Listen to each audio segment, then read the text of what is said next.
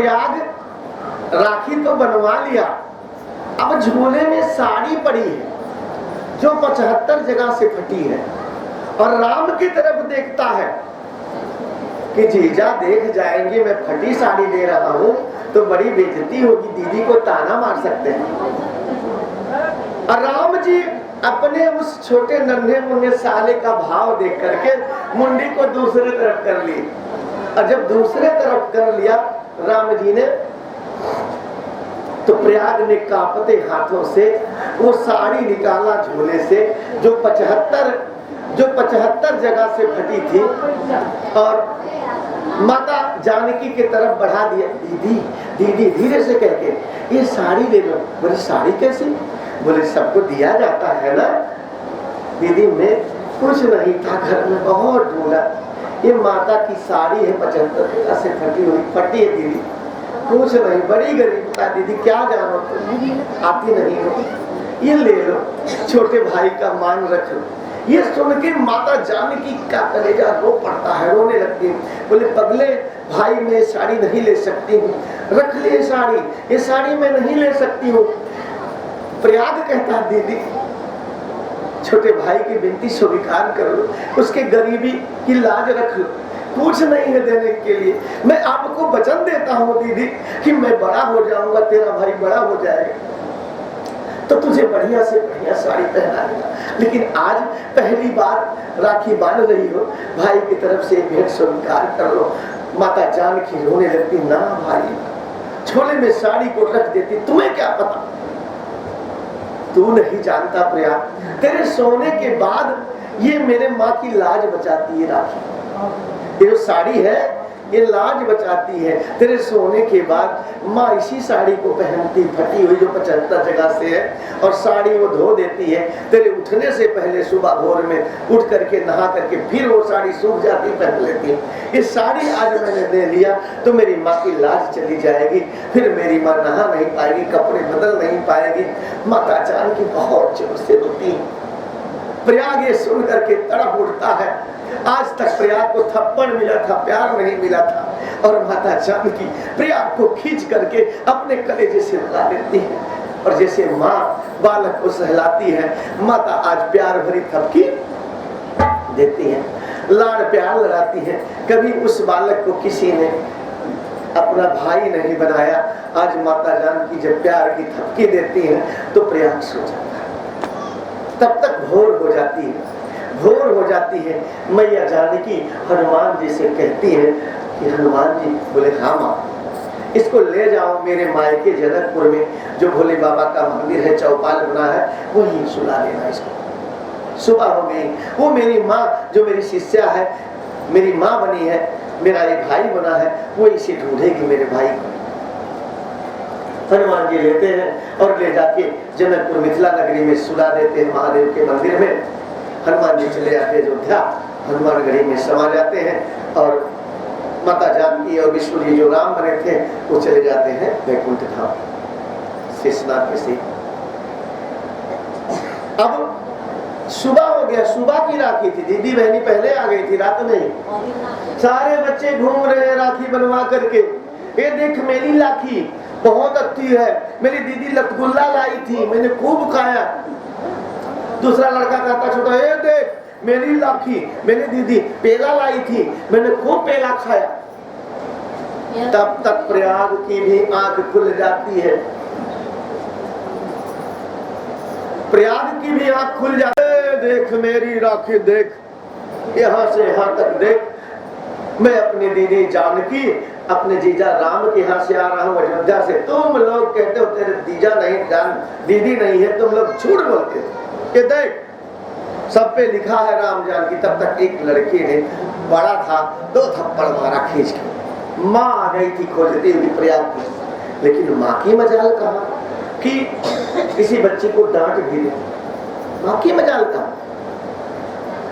उसने प्रयाग को पकड़ लिया कि चल घर। लोग कहते हैं चोर भी है, देखो भगवान को जीजा कह रहा है, माता जानकी को दीदी कह रहा है, झूठ के पिटारा है लोग। सब उसके गरीबी का मजाक उड़ाते हैं।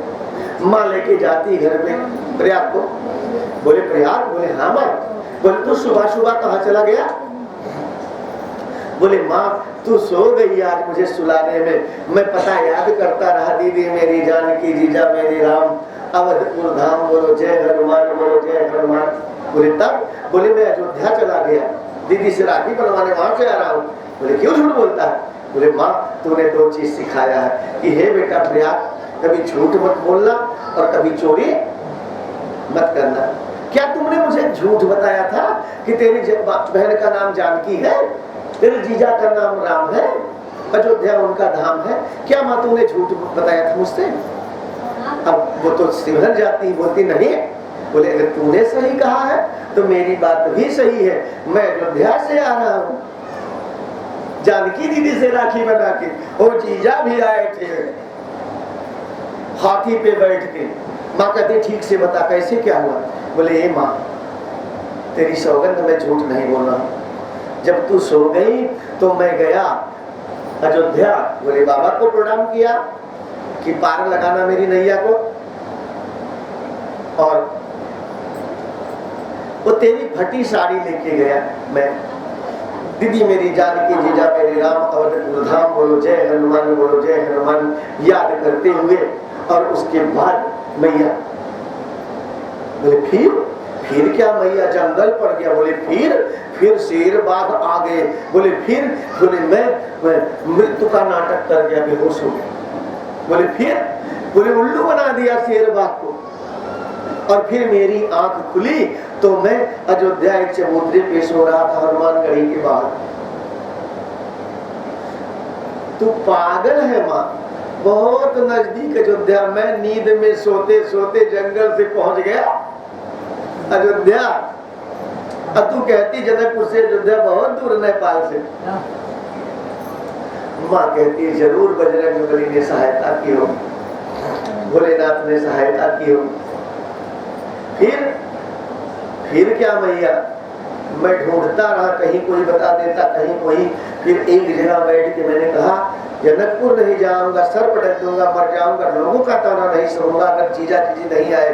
फिर आ गए, फिर दीदी ने मुझे राखी बांधा, फिर मैंने ये साड़ी दिया तेरी माँ। दीदी बहुत रोई। बोले क्यों?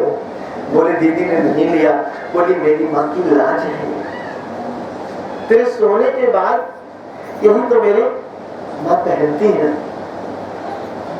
नहीं लिया।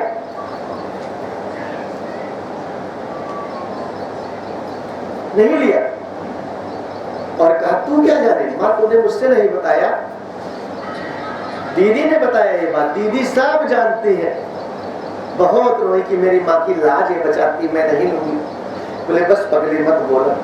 दौड़ के जाती मैया और भगवान के सामने, माता जानकी के सामने कि हे माँ जानकी, हे राम सरकार, आज आपने मेरी झूठ की लाज रखी, जैसा जैसा मैंने झूठ बोला था उसको आपने सही कर दिया और मेरे लल्ला को दर्शन दिया, मेरे लल्ला को दर्शन दिया। धन्य है आपकी भक्ति। प्रयाग करता है माँ, लेकिन एक बात है, दीदी ने मुझे सौगंध दे दिया कि प्रयाग आज के बाद तू अयोध्या मत आना, जब तू बड़ा हो जाएगा, जवान हो जाएगा तो मैं स्वयं जनकपुर आके तुझे राखी बांधूंगी, लेकिन तू अयोध्या कभी मत आना। अब देखिए समय बीत रहा है, जब रक्षाबंधन आता तो प्रयाग धीरे धीरे बड़ा हो रहा। हर साल किसी पेड़ पे चढ़ के, इतने नीचे पेड़ पे, फिर उससे ऊपर, फिर दूसरे पेड़ पे, उससे ऊपर, ऊंचे ऊंचे पेड़ पे चढ़ के शाम तक बिना कुछ खाए पानी पिए ऐसे रास्ता निहारता कि मेरी दीदी एक बार जो आ जाती जनकपुर, कब आएंगी, वादा किया है, कब जीजा आएंगे। तो इस जनकपुर वाले लोगों का मुंह बंद हो जाता, लोग देख लेते, जो झूठे कहते हैं उनको पता लग जाता कि प्रयाग के जीजा है, प्रयाग के दीदी है। लेकिन समय बीतता रहा, प्रयाग जवान हो गया, माता बूढ़ी होती रही और एक दिन माता ने दम तोड़ दिया। प्रयाग अकेला पड़ गया, बहुत रोया, माता अंतिम संस्कार किया, लोग खाने नहीं आए, कोई प्रयाग का दिल टूट गया जनकपुर से,